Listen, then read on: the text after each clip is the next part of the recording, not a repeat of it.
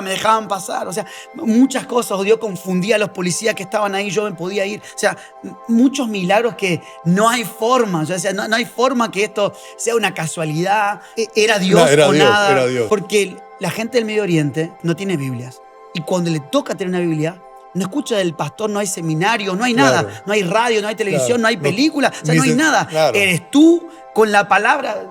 Tal vez una libretita como esta escrita a mano en el Evangelio de Juan y tú estás leyendo la palabra y eres tú meditando esa palabra porque te tienes 4, 5, 6 meses solamente en el capítulo 1 y 2 de Marcos y tú te lees eso, te lo memorizas Una y otra hasta y que otra vez. tengas la oportunidad de que otra palabra te venga.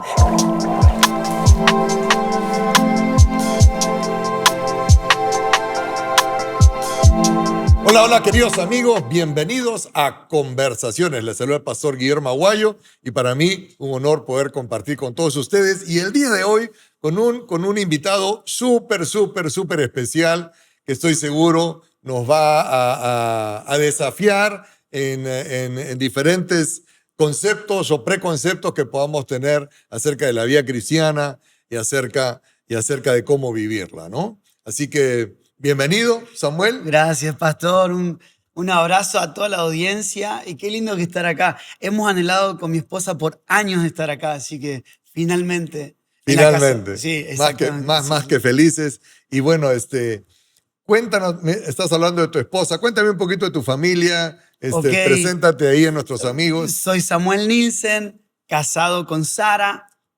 Sara es de nacionalidad iraní.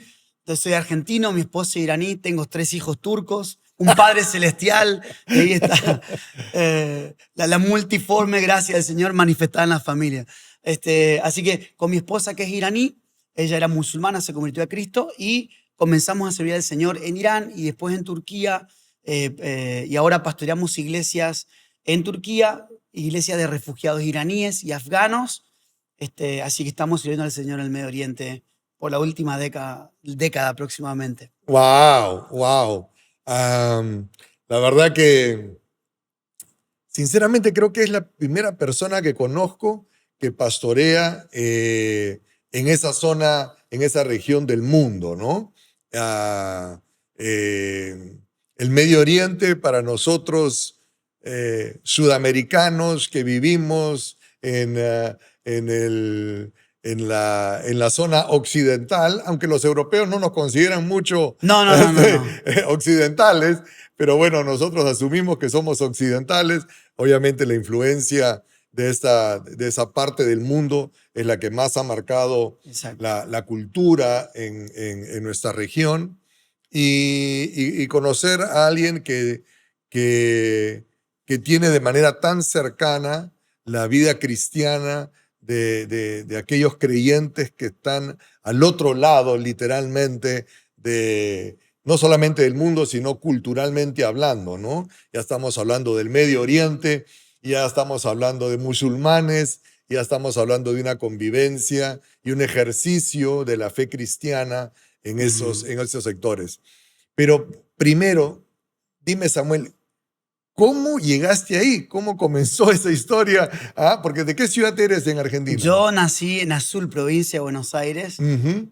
Y bueno, como mis padres eran pastores, nos mudamos muchas veces. Pero cómo llegué ahí, pastor, fue más que nada por obediencia. Yo no sentí que tenía un llamado misionero.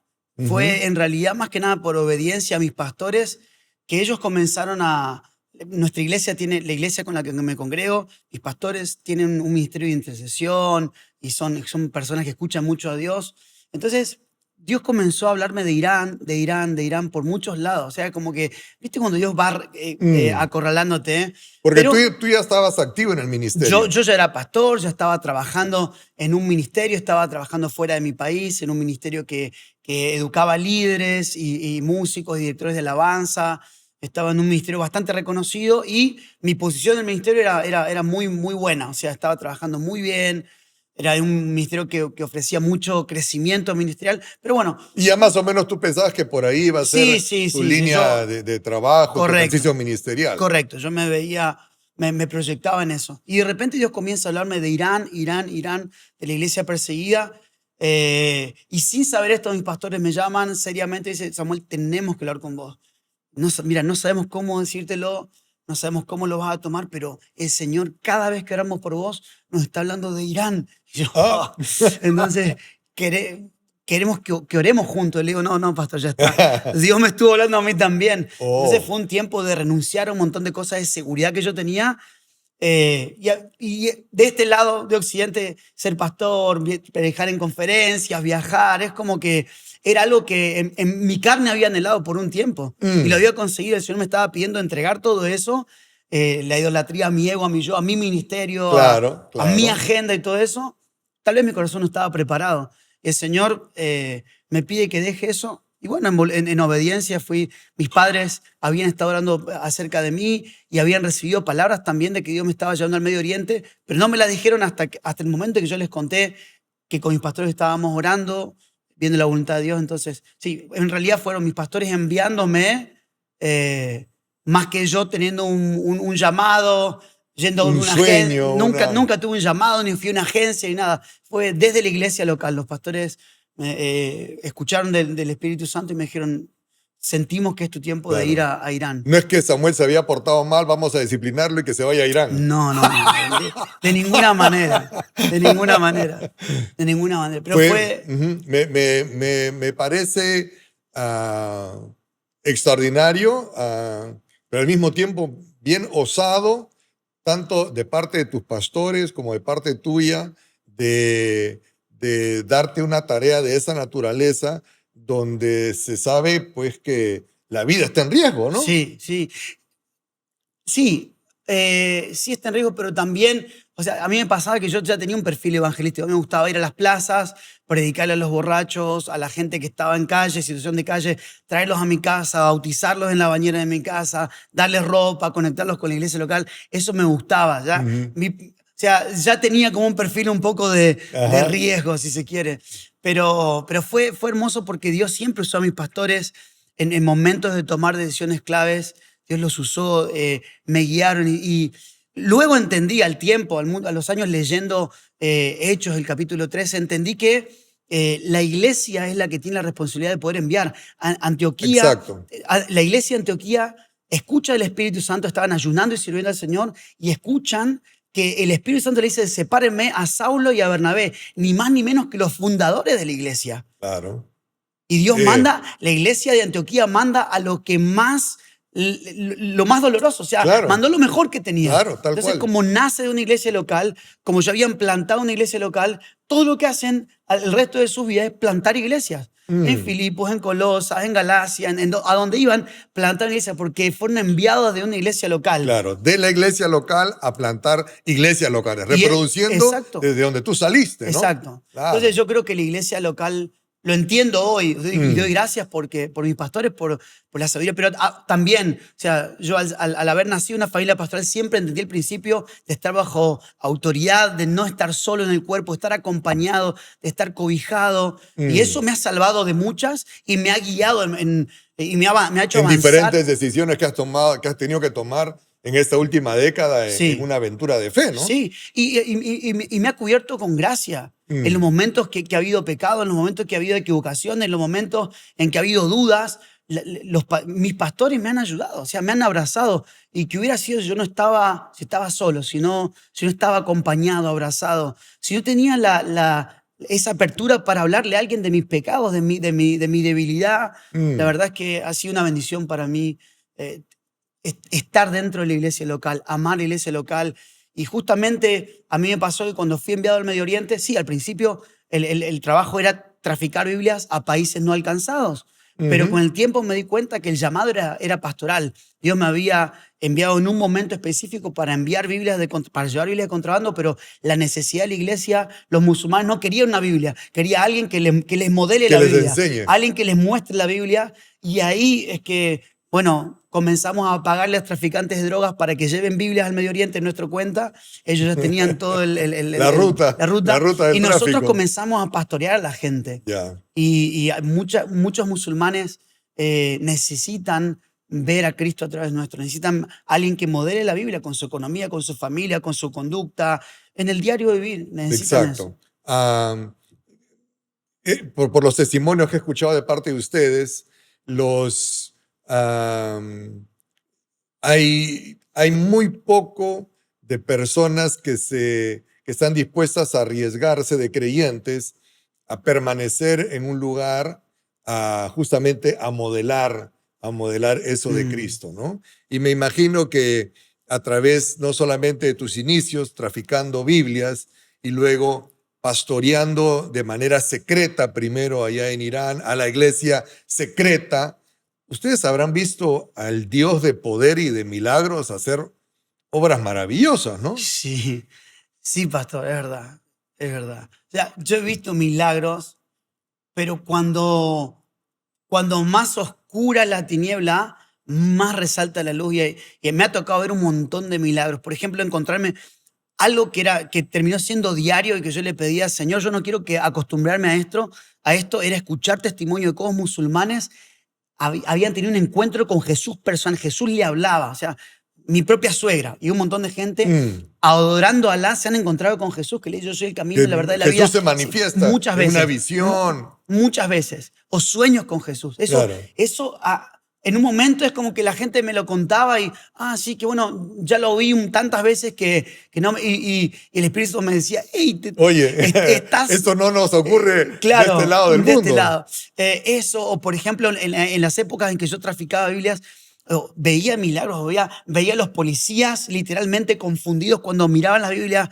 eh, o les agarraba un choque de electricidad cuando agarraban las Biblias, o cuando venían policías y estaban a punto de abrir Y claro, tu mi maleta. maleta, Claro. lo llamaba un jefe, tenían que irse a urgencia, me dejaban pasar, o sea, muchas cosas, o Dios confundía a los policías que estaban ahí, yo me podía ir, o sea, muchos milagros que no hay forma, o sea, no hay forma que esto sea una casualidad o que esto sea, no sé, era No, Dios era o Dios, era nada, Dios.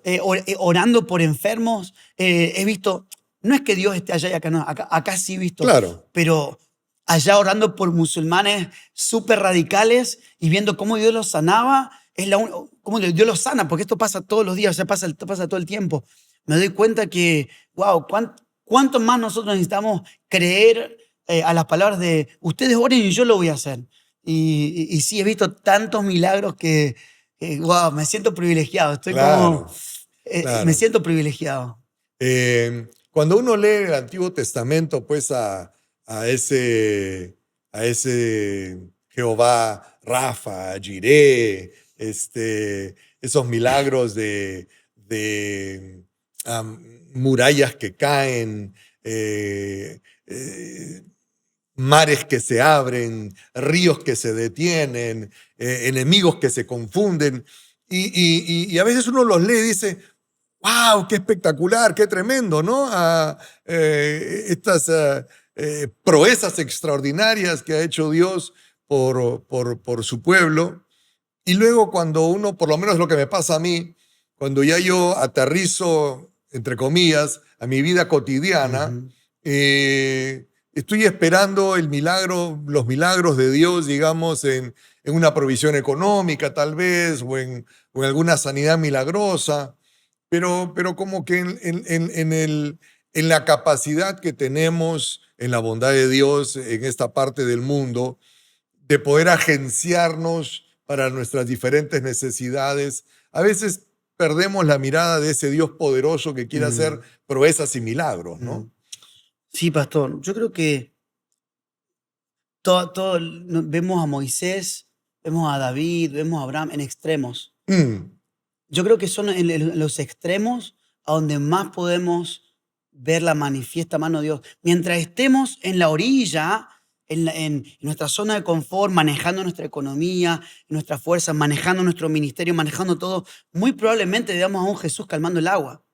Pero es quien claro, está en transición, quien se mete en una barca en medio de la noche, quien tiene una visión, quien va a pasar a un lado, quien ve las manifestaciones. O sea, mientras Israel estuvo 400 años ujú, trabajando para el faraón sin decir ni a, no había milagro, no se muestra ningún milagro en los 400 años, pero cuando quieren salir de ahí es cuando comienza a manifestarse la gloria de Dios. Y yo creo que muchas veces nosotros huimos al sufrimiento, huimos a los extremos perdón, a mí me encanta estar en los extremos porque es cuando más veo a Dios, o sea, mm, muy pocas veces, o sea, o estamos tratamos de tener una vida tan cómoda, Claro, tan sí. ordenada, que el Señor nos dice, O tan controlada, todo bajo control, claro, ¿no? entonces el orden está bien, pero Sí, sí, el claro. control, Mm, no vamos a ver a Dios en eso. O sea, mm, hay muy poco margen para que Dios opere. Pero claro. si Dios te dice, bueno, quiero que abras un hogar de niños en aquel lugar y no tienes recursos, no tienes contacto y comienzas a avanzar en fe, wow, te vas a Vos- maravillar porque van a salir los contactos, van a salir las finanzas, vas a ver la gloria de Dios porque la gloria, los milagros y las señales van a seguir a los que creen. Pero si los que creen están estáticos, no va a claro. haber nada. O sea, tiene que haber un avanzar. Y Jesús nos dijo, pastor, yo creo que una iglesia que no entiende la gran comisión se está perdiendo tantos milagros porque los milagros son para respaldar la gran comisión. Claro. Id y hacer discípulos. O sea, fue lo más importante. Jesús estuvo 3 años y medio en la tierra y lo más importante de todo, lo último, cerrando ya la conclusión de todo, es que vayan y hagan discípulos a todas las Sí. naciones. Enséñenles, bautícenles. Y ahí, en ese mover, Y en ese es que ahí mover sí de vamos a ver ir, las y mucha gente manifestaciones. está orando, ay Señor, ¿tendré que ir o no tendré? Yo creo que la iglesia tiene que orar para ver si tiene que quedarse, porque el ir ya no fue comandado. Entonces, Claro. mientras uno avanza, mientras uno se mete en la política, se mete en los deportes, se mete en el arte, Claro, indistintamente si en sea, cuál sea su oficio, su profesión, no necesariamente es ir a donde tú estás, allá, a claro, pastorear, no, pero en ese lugar donde Dios te puso, sí, con esa profesión y ese oficio que tú sí, tienes, ahí exactamente, uno puede arriesgar, jugársela y sí, ahí ver algo para el reino, al Dios de, exacto. de los poderes, de lo extraordinario, Exacto. de lo Parar nuestra milagroso. vida, orar por alguien mientras compras un café, pagarle el café al que viene atrás, luego orarle, dar una palabra. Esas son cosas que estamos llamados a que ese Claro. sea nuestro Darle diario más vivir. vida a nuestra Eh, cotidianidad, ¿no? A lo exacto. cotidiano de la vida. Pero mientras ponemos play y estamos casi Ajá, en piloto en piloto automático. automático, es muy poca el margen que le damos al Espíritu Santo para ver esos milagros. Ahora, si Wow. tú estás en el Medio Oriente, lleno de Biblias, en un país donde te matan por una Biblia y tú traes un cargamento, o sea, Dios está obligado a poner ciego a los tipos a la policía o a hacerte invisible. O sea, Dios va a hacer, pero muchas veces estamos acostumbrados a las orillas y muy Mm, pocas veces nos metemos hacia adentro del claro. mar a confrontarnos con las tormentas. Pero bueno, Wow. cada uno vive como... Claro, exacto. Exacto, Pero es bueno exacto, animarnos exacto. a salir de estos lugares de comodidad, Sí, arriesgarlo un poco y en ese arriesgar, o arriesgarlo mucho, pero y sí, en ese arriesgar es que vamos a seguir experimentando y viendo a ese Dios sí, de hazañas exacto. extraordinarias, Sí, ¿no? sí, sí. Ahora, me compartías que la Biblia obviamente es un tesoro extraordinario y valiosísimo en estos países del Medio Oriente, ¿no? Donde hay que traficarlas para meterlas. Y escuché a tu esposa que comentó que por 4 años solamente ella y su familia, eh, después de haber encontrado una Biblia que la tía había escondido ahí para que la puedan leer, por 4 años ellos leían las escrituras, leían la Biblia sin ningún tipo de ayuda, de margen. Ah, nosotros en esta parte del mundo, la gran mayoría de las personas, de los creyentes, cuando se acercan a leer las escrituras, a buscar de Dios, ah, suele ser desde la mirada de la búsqueda de esas promesas que me van a traer bienestar, salud, de esas promesas que me van a mejorar mi calidad de vida, Mm, ¿no? Nada de malo con eso, pero digamos, yo creo que ese es un gran porcentaje del enfoque por la cual nosotros abrimos las escrituras y las buscamos, ¿no? ujú. ¿Cuál era la experiencia de ellos? ¿Qué querían hacer en esos y por lo general en esa parte del mundo, cuando las personas tienen estudios bíblicos, cuál es el énfasis primario que buscan? Ay, qué buena pregunta.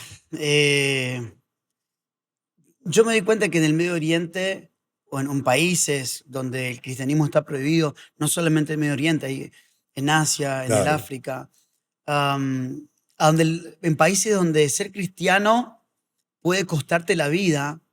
Un musulmán o una persona, antes de convertirse, ya calculó, ya tomó una decisión, y el momento que esa persona decide seguir a Cristo sabe que le va a costar todo.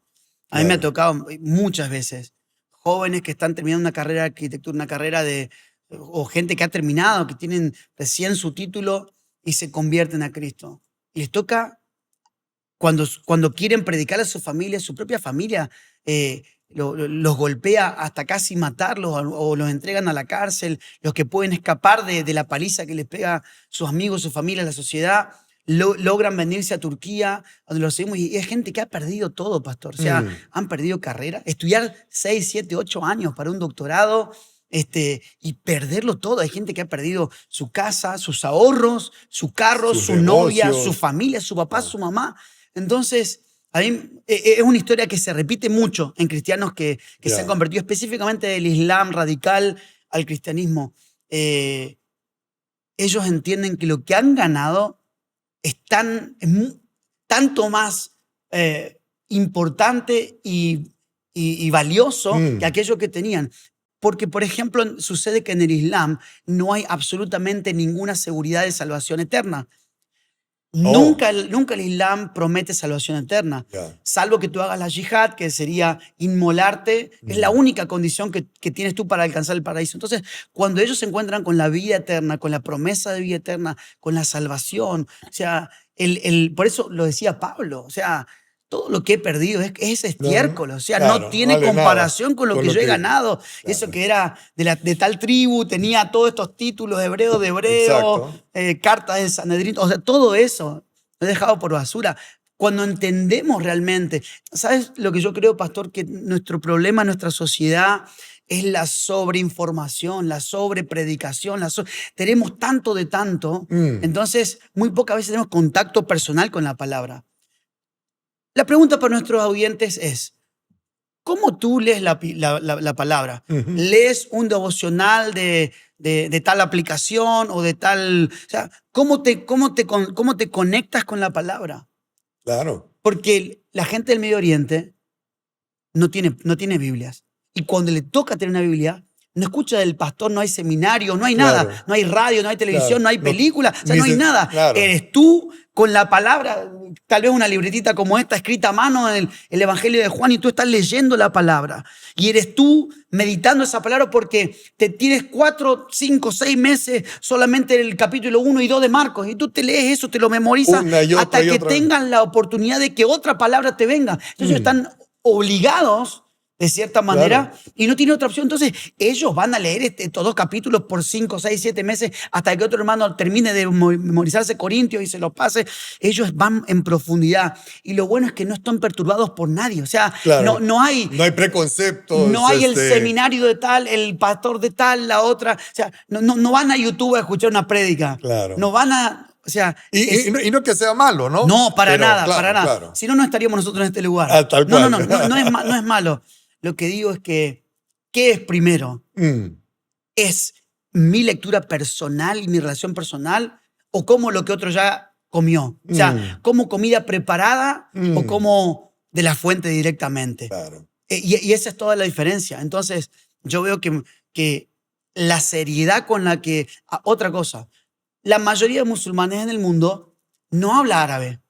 Lee el Corán, pero no lo entiende. La mayoría de los musulmanes no entienden el Corán. Y no puede, o sea, no está bueno, no se ve bien que ellos, cuando ellos oran, tienen que leer. Por ejemplo, supongamos que yo soy un iraní o soy un turco.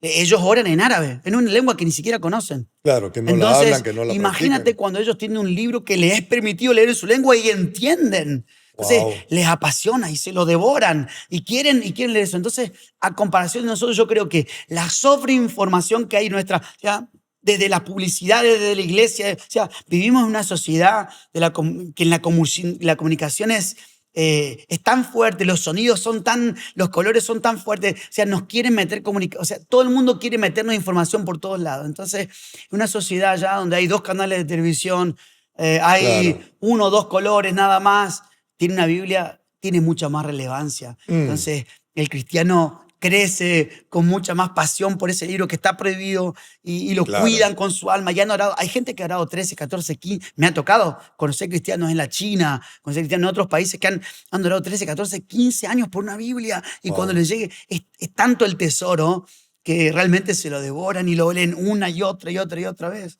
Y Tremendo. sí, Y dime, y el tema el tema del sufrimiento para nosotros creyentes de este lado es casi un testimonio de que estás lejos de Cristo, ¿no? wow. Wow. ¿No? Porque si yo estoy bien con Cristo, me debe de ir bien pues casi todo el tiempo, ¿no? Bendecido, prosperado y en victoria. Ey. Y si ¿no? no estoy ni bendecido, ni prosperado, ni en victoria, como Job, es que algo hice mal. Claro, ¿verdad? claro. Y Claro. tendemos a tener ese prejuicio, ¿no? Sí, exacto. Aitofel, ¿cómo se llamaban los amigos de Job? Están en toda la realidad Tal cristiana. cual, tal cual. ¿Cómo lo ven por allá ese tema? Pues hay mucho más opciones Claro. o realidades de sufrimiento, Exactamente. ¿no? Cuando uno Por se- seguir a Cristo. Claro, claro, claro. La consecuencia de. Cuando uno crece en un ambiente hostil hacia el cristianismo y prohibido y con todo esto que mencionábamos recién, uno aprende a que el sufrimiento es parte de la vida.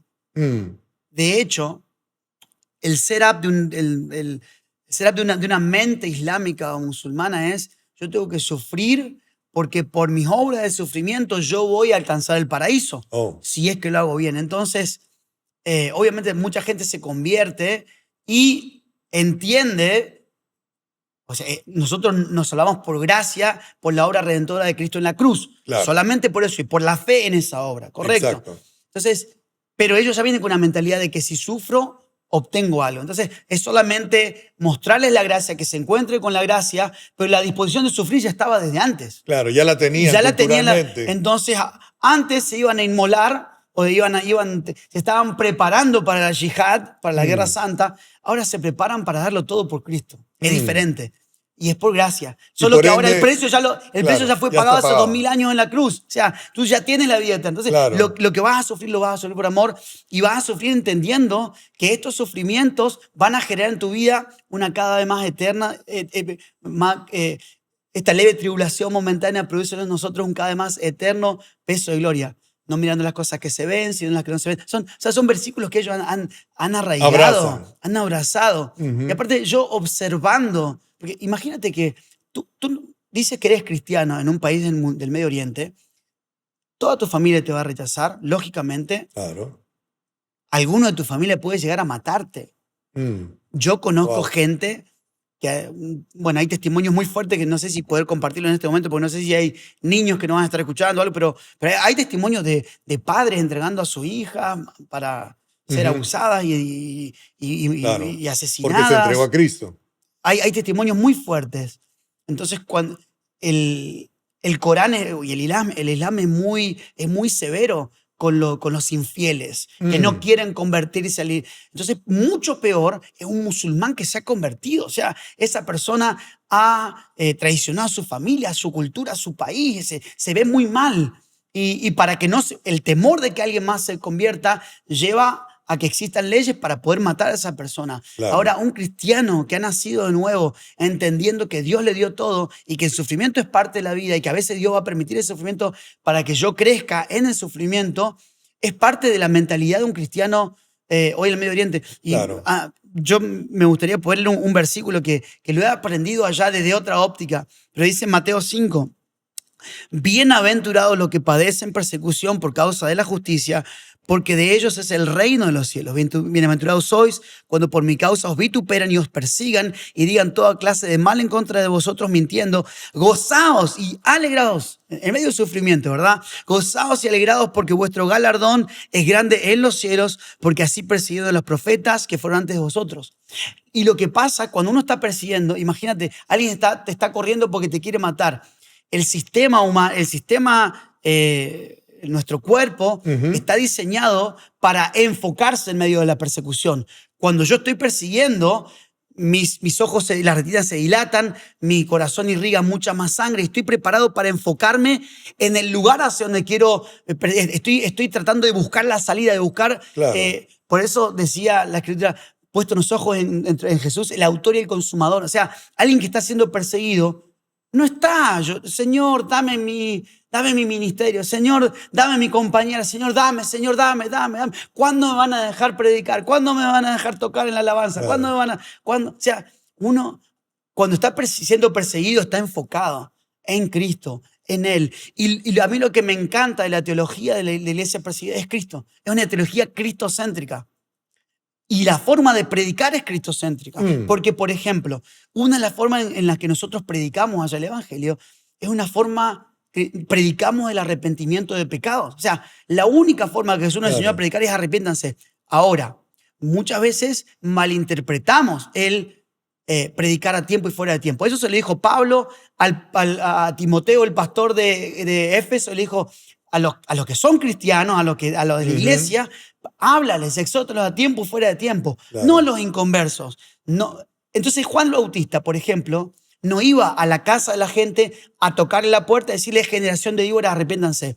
Él se retiraba al desierto y a quienes venían a escucharlo, él les hablaba de arrepentimiento porque querían escucharlo. Porque querían Porque escuchar. se iban al desierto a escucharlo. Entonces su corazón estaba preparado para escuchar el arrepentimiento.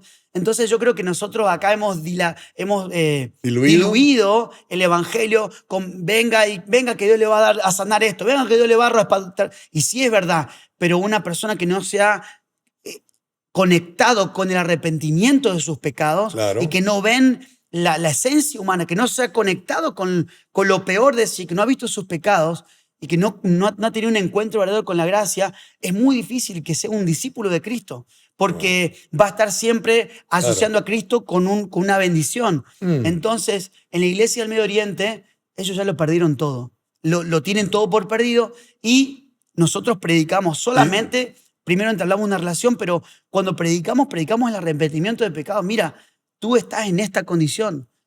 Generalmente lo que esperamos, porque el evangelio es una perla preciosa. Entonces esperamos que haya un momento de apertura del otro lado. Claro. Cuando hay un momento de apertura, usamos nuestro propio testimonio para hablar y ahí mostramos, mira, yo vi que tenía esto y esto mal y Dios me perdonó mis pecados. Tú también Que tienes es la buena noticia, ¿no? Esa es la noticia. Tú tienes que arrepentirte de tus pecados. Tienes que ver tu condición humana. Y esa es la mejor forma de predicar. Wow. Es la única.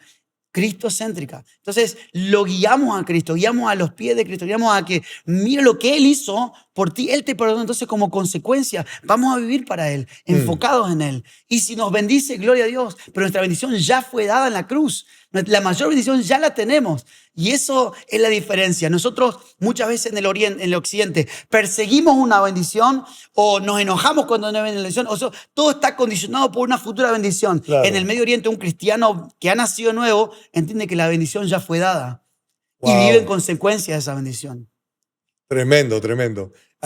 Cuando tú leíste este pasaje en Mateo 5, bienaventurados cuando sean perseguidos, muchas veces cuando de este lado del mundo lo leemos, pensamos, bueno, sí, algún día perseguirán a los creyentes, algún día nos perseguirán, y toda nuestra interpretación acerca de los últimos tiempos es desde la mirada, como a mí todavía no me están persiguiendo, entonces todavía no ha llegado esos momentos de gran crisis en el mundo como para que Cristo venga, ¿no? Sin embargo, en el Medio Oriente lo viven, esas extremas persecuciones las viven todo el tiempo, ¿no? ¿Qué conceptos se manejan o conversan o se predican o se hablan en cuanto a la concepción de los últimos tiempos? Es una iglesia que sinceramente no tiene tanto tiempo para hablar del del final de los tiempos porque hay tantos musulmanes, en el caso de Irán, en el caso de China, son iglesias que están creciendo muchísimo. Hay muchos cristianos convirtiéndose porque hay mucha persecución. Por causa de la persecución, igual que pasaba con Nerón, mientras más se los perseguía, más la iglesia crecía. Y bueno, o en Egipto, mientras más se los quería matar, más daban a luz. O sea, siempre la persecución ha sido beneficiosa para la iglesia. Entonces ellos no hablan tanto del final de los tiempos porque no hay tiempo para eso. O sea, hay tiempo para discipular al que recién está convertido. Pero tuve una conversación una vez, pastor, que cambió mi perspectiva con respecto a la persecución y al sufrimiento. ¿Ya? Un día, la primera vez que yo estoy en una iglesia perseguida en Irán, termino la reunión en una casa, en un subterráneo, que eran 5 o 6 personas, a donde yo había ido a predicar, pero terminó pasando algo que yo no prediqué. Uno empezó a cantar una canción, otro siguió con otra canción, uno leyó la palabra, oraron por uno, y fue tan armonioso y tan orgánico todo que yo estaba fascinado. O sea, Claro. no estaba la estructura de iglesia que tenemos acá, totalmente lo contrario. Entonces, al final de la iglesia, de la reunión, yo me acuerdo que hablo con un muchacho que se llama Hossein y le digo, Hossein, qué increíble, digo, ustedes son mis héroes. Y me dice, José, ¿nosotros tus héroes? Qué raro, para mí ustedes son mis héroes. Yo digo, ¿cómo? ¿Tú estás Claro. loco? ¿Cómo que nosotros somos tus héroes? O sea, ustedes son cristianos acá que ponen su vida en peligro, que, cada vez que se reúne la policía los puede agarrar, aprenden la Biblia de memoria, no tienen Biblia, pero se las van escribiendo, tratan de pasársela a Y otros. su razón de ser es discipular a otros. Están discipulando aquí, que no tienen ni seminarios, ni Biblia, ni congreso, ni concierto, ni salón de iglesia, no tienen nada. No tienen ni instrumentos, cantan a capela y con toda esa pasión y están listos para entregar su vida. Para mí ustedes son mis héroes. Y él me dice, qué raro que nos veas así. Para mí ustedes son nuestros héroes. Yo le digo, ¿por qué? Dice, mira Samuel, en el país donde nosotros vivimos, el gobierno nos persigue. En el país donde ustedes están, tú abres tu teléfono y tienes un montón de sensualidad llamándote. Tienes un montón de bancos dándote un montón de opciones para endeudarte. Tienes un montón de... Vas al shopping mall y quieres usar todo lo que la marca... o sea, ustedes están mucho más expuestos a otra persecución que a nosotros. Wow. Están expuestos a persecuciones ideológicas, de género, de esto, de lo demás. O sea, el enemigo que los persigue a ustedes, en mi opinión, me dice, es mucho más sigiloso que el nuestro. El nuestro es más visible. Muchos de ustedes están siendo perseguidos y no lo saben. Pero aún así, ustedes deciden decirle no a las deudas, a la promiscuidad sexual, a todo esto, y decirle sí a Cristo. Para mí, ustedes son mis héroes. Entonces, para mí cambió. O sea, cambió el paradigma de la iglesia perseguida. La iglesia es perseguida tanto en Medio Oriente como aquí. El perseguidor se disfraza diferente y las estrategias de persecución son diferentes, pero hoy estamos y luchamos en contra de eso. No vamos a aceptar que vengan a educar a nuestro hijo de cierta forma, pero eso es persecución. Es persecución en sí. Claro, porque no vendrá un policía a llevártelo preso a tu hijo, pero sí la cultura viene a arrasar para llevarse el corazón de tu hijo. Sí, y tú ves los cartoons que ven que tú tienes que estar cuidando, en alerta los cartoons, los dibujos animados, porque todo tiene ideología de género, la música. Mi hijo agarra mi teléfono, por ejemplo, el otro día lo vi agarrando mi teléfono, quería ver YouTube, y habían cosas ahí que los niños no pueden ver. O sea, estamos en una sociedad sensualizada, corrupta, que nos está bombardeando un montón de ideas. Entonces, estamos bajo persecución. De otra forma. Y del otro lado del mundo nos consideran héroes porque nosotros hacemos frente, abrimos los ojos, estamos velando para no ver o para no ser cautivados con esa sensualidad, de esa persecución, Tal cual. ¿Te das cuenta? Entonces, wow, qué increíble que la iglesia de Dios allí y aquí decide ser santa, decide pelear para ser más como Cristo. Y estamos mirando a Él, estamos solamente observando a Él, puesto nuestros ojos en Jesús, el autor y el consumador de la fe, solamente mirándolo a Él. Claro.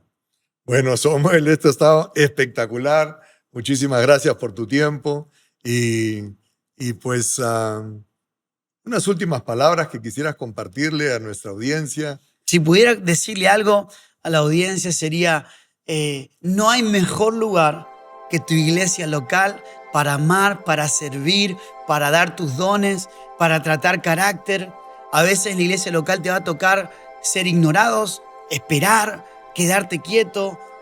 Dios va a usar de todo en la iglesia local. Va a usar gente que te incomoda, gente que ha hablado mal de ti. Pero mi consejo es quédate en ese lugar. Ama ese lugar, discipula gente en ese lugar, sirve en ese lugar. No hay lugar más seguro que la iglesia local. No hay más seguro No hay lugar más seguro que esa iglesia local, que amar a la gente que está ahí, desde el pastor hasta los hermanos, a todo el mundo, que dar frutos en ese lugar. Jesús nos llamó a dar frutos.